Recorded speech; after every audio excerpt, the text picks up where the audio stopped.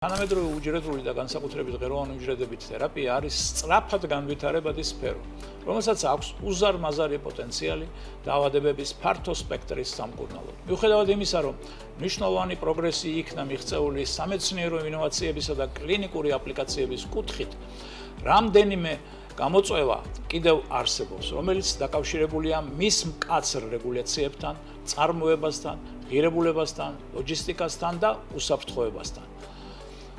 და ის ჯერ კიდევ სერიოზულ კვლევებს საჭიროებს. რათა უზრუნველყოფილი იქნას ამ სიცოცხლის შემანარჩუნებელი თერაპიის ფართო და წარმატებული განხორციელება.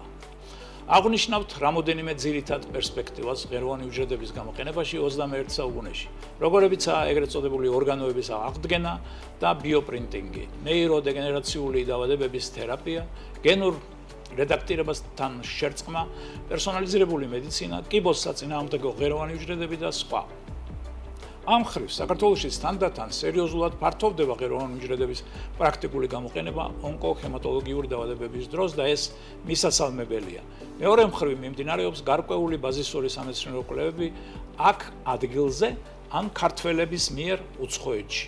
იხვეწება საკანონმდებლო ბაზა ჩვენთან, მაგრამ ამას ყველაფერს ჭირდება სერიოზული ხელშეწყობა და კოორდინირება სახელმწიფოს მხრიდან და მეორეს მხრივ კერძო სექტორის მეტი დაინტერესება. ვფიქრობ, ჯანდაცვის სტანდარტის გადაცემებით კიდევ უფრო მეტად შეუწყობთ ხელს თემის აქტუალიზაციას.